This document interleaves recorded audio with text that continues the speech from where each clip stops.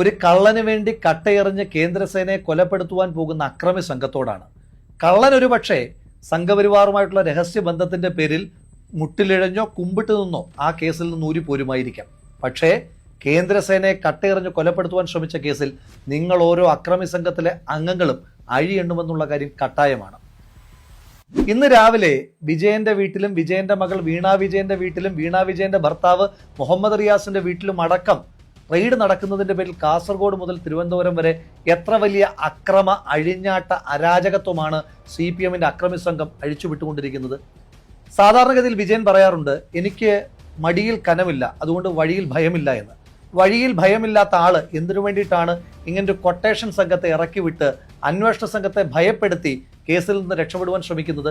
ഇനിയും കേരളത്തിന് ഇതുവരെ ബോധ്യമായിട്ടില്ലാത്ത, ഈ നാട്ടിലെ അന്വേഷണ ഏജൻസിക്ക് ബോധ്യമായിട്ടില്ലാത്ത ഒരു ചോദ്യം ഇന്ന് വിജയന് വേണ്ടി ആക്രമിക്കാൻ റോഡിലേക്ക് ഇറങ്ങിയ അക്രമി സംഘത്തോട് ചോദിക്കുന്നു. നിങ്ങൾക്കെങ്കിലും പറഞ്ഞു തരാമോ, എന്തിനു വേണ്ടിയിട്ടാണ് വിജയന്റെ മകൾ വീണ വിജയന് കരിമണൽ കർത്തയെ പോലെ ഷെയ്ഡി ക്യാരക്ടറിലുള്ള ഒരു വ്യക്തി 1.72 കോടി രൂപ കൊടുത്തിരിക്കുന്നത്? എന്ത് സേവനം ചെയ്തതിന്റെ പേരിലാണ് വീണ വിജയന്, അന്നത്തെ മുഖ്യമന്ത്രിയുടെ മകൾക്ക്, കരിമണൽ കർത്ത മാസപ്പടി കൊടുക്കുന്നതെന്ന് നിങ്ങളെങ്കിലും പറഞ്ഞു തരാമോ? നിങ്ങൾ സമരവുമായി ഇറങ്ങുന്ന ചെറുപ്പക്കാരായിട്ടുള്ള CPM-ന്റെ അക്രമി സംഘത്തിലെ ആളുകളോട് എനിക്ക് സൂചിപ്പിക്കാനായിട്ടുള്ളത്, നിങ്ങൾ ജയിലിൽ കിടക്കും, നിങ്ങളുടെ അമ്മമാർ കണ്ണീര് കുടിക്കും മക്കളെ കുറിച്ചോർത്ത്. പക്ഷേ വിജയൻ അപ്പോഴും സ്വന്തം മക്കളെ വളരെ സേഫായിട്ട് പ്ലേസ് ചെയ്തിട്ടുണ്ട്. മൂത്ത മകനെ വിദേശത്ത് ഒരു കമ്പനിയിൽ വളരെ സുരക്ഷിതമായി വെച്ചിരിക്കുകയാണ്. ഇഷ്ടംപോലെ ശമ്പളവും അതിലേറെ കിമ്പളവും കിട്ടുന്നുണ്ട്. മകൾക്ക് മാസപ്പടി കിട്ടുന്നുണ്ട്. നിങ്ങൾക്കൊക്കെ ജയിലിൽ ഗോതമ്പുണ്ട ഇപ്പോൾ ഇല്ല, ചപ്പാത്തി മാത്രമേ കിട്ടുകയുള്ളൂ എന്നുള്ളൊരു ഓർമ്മ നിങ്ങൾക്കുണ്ടാകണം. വിഷമിക്കുന്നത് നിങ്ങളുടെ കുടുംബമായിരിക്കും എന്നുള്ള ബോധം ഇങ്ങനെ കട്ടയേറിഞ്ഞ ആളെ കൊല്ലാനായിട്ട് ഇറങ്ങുമ്പോൾ ഉണ്ടാകണം. ഇന്ന് കണ്ട വളരെ ഭീതിജനകമായ ഒരു കാഴ്ചയുണ്ട്. റെയ്ഡ് നടത്തുന്നതിന്റെ പേരിൽ ED സംഘം വാടകയ്ക്ക് എടുത്തിട്ട് വന്നതാണെന്ന് തോന്നുന്നു. ഒരു ടാക്സി കാർ, ആ ടാക്സി കാറിന്റെ ചില്ലിലൊക്കെ കട്ടയെറിയുകയാണ്. ആ വണ്ടി ഓടിക്കുന്ന സാധു മനുഷ്യൻ, ഒരുപക്ഷെ അദ്ദേഹം ED ഉദ്യോഗസ്ഥനൊന്നും ആയിരിക്കില്ല, ഏതെങ്കിലും ടാക്സി ഡ്രൈവർ ആയിരിക്കും.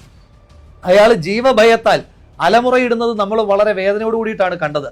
കണ്ണൂരിലും തിരുവനന്തപുരത്തും കാസർഗോഡ് തൊട്ട് തിരുവനന്തപുരം വരെ എല്ലാ പ്രദേശത്തും ഇങ്ങനെ അക്രമം അഴിച്ചുവിട്ടാൽ വിജയൻ രക്ഷപ്പെടുമെന്ന് നിങ്ങൾ വിചാരിക്കുന്നുണ്ടോ? വിജയനെ രക്ഷിക്കണമെന്ന് ആഗ്രഹിക്കുന്ന ആളുകൾ വലിയ വർത്തമാനമൊന്നും പറയാതെ ലളിതമായി പറഞ്ഞാൽ മതി, എന്തിനാണ് കരിമണൽ കർത്ത 1.73 കോടി രൂപ വീണ വിജയന് കൊടുത്തത്? അത് പറഞ്ഞാൽ കേസ് തീർന്നു. കേരളം ഒറ്റക്കെട്ടായിട്ട് ഒരുമിച്ച് വിജയന്റെ കുടുംബത്തോടൊപ്പം നിൽക്കും. ഇതിനെ ഇക്വേറ്റ് ചെയ്യാൻ ഉടനെ രാഹുൽ ഗാന്ധിയുടെ കേസുമായിട്ട് വരികയാണ്. രാഹുൽ ഗാന്ധിയെ ED ചോദ്യം ചെയ്തിട്ടുണ്ട്, ശരിയാ. രോഗബാധിതയായ ശ്രീമതി സോണിയാഗാന്ധിയെ ചോദ്യം ചെയ്തിട്ടുണ്ട്, അതും ശരിയാ. പക്ഷെ അതൊന്നും കരിമണൽ കർത്തയുടെ കയ്യിൽ നിന്ന് മാസപ്പടി കൈക്കൂലി വാങ്ങിയ കേസിലല്ല അവരെ ആരെയും ചോദ്യം ചെയ്തത്. അത് കേന്ദ്ര സർക്കാരിന്റെ വേട്ടയാടലായിരുന്നു. പ്രതിപക്ഷത്തുള്ള എല്ലാ നേതാക്കന്മാരെയും വേട്ടയാടുമ്പോഴും വിജയന് വലിയ സംരക്ഷണമായിരുന്നു മോദിയുടെ നേതൃത്വത്തിലുള്ള കേന്ദ്ര സർക്കാർ എല്ലാ കാലത്തും കൊടുത്തു പോന്നിരുന്നത്. ഇന്ന് നടന്ന റെയ്ഡ് പോലും ബഹുമാനപ്പെട്ട ഹൈക്കോടതി ഇടപെടലിനെ തുടർന്നുള്ളതാണ്.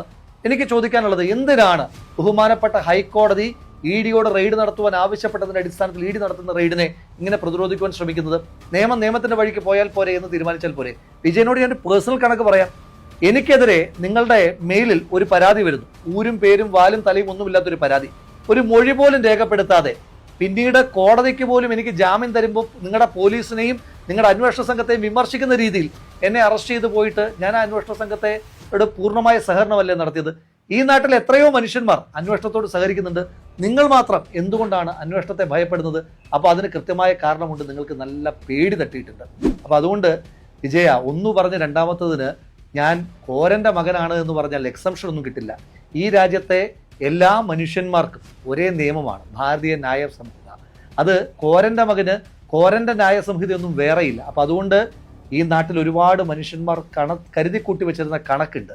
അത് നിങ്ങൾ ആദ്യമായി മഴുവെച്ച് കൊലപ്പെടുത്തിയ വാടിക്കൽ രാമകൃഷ്ണൻ തൊട്ട് പിന്നീട് നിങ്ങൾ കണ്ണീര് കുടിപ്പിച്ച ഒരുപാട് മനുഷ്യന്മാരുടെ കണ്ണീരിൻ്റെ കടം നിങ്ങളുടെ ജീവിതത്തിൽ ഇനി ബാക്കിയുണ്ട്. അപ്പോൾ ആ കടമൊന്നും വീട്ടാതെ നിങ്ങൾക്ക് ഈ ജീവിതം അവസാനിച്ചു പോകില്ല എന്നുള്ള നല്ല ബോധ്യം വേണം.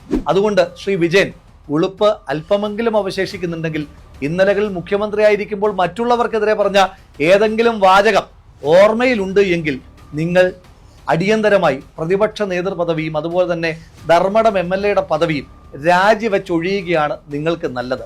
അതല്ല എങ്കിൽ നിങ്ങൾ ഇന്നലകളിൽ മറ്റുള്ളവർക്ക് നേരെ എറിഞ്ഞ ധാർമ്മികതയുടെ ആ വാക്കുകൾ സ്വയം കെട്ടിത്തൂങ്ങിച്ചാകും എന്നുള്ള കാര്യത്തിൽ ഒരു തർക്കവും വേണ്ട. ക്ലീഷയായ ഒരു ഡയലോഗ് ഓർമ്മപ്പെടുത്തുന്നു, നീ ചെയ്തതിനൊക്കെയും നിന്നോട് ഈ നാട് പകരം ചോദിക്കും. നിന്റെ പ്രവർത്തികൾ ഓരോന്നും നിന്റെ തലമേൽ പതിക്കുക തന്നെ ചെയ്യും. മറക്കണ്ട, ഒന്നും മറക്കാൻ ഈ നാട് ഉദ്ദേശിക്കുന്നു.